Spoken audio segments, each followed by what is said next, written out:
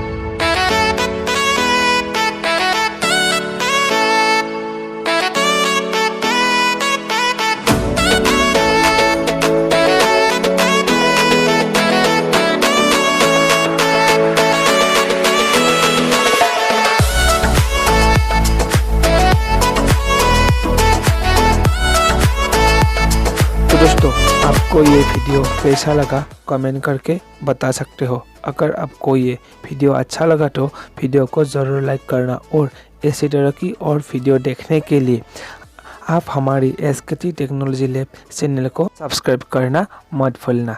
तो दोस्तों आज के लिए इतना ही। मैं मिलती हूँ ऐसे ही और एक सुपर वीडियो के साथ। तब तक के लिए बाय बाय।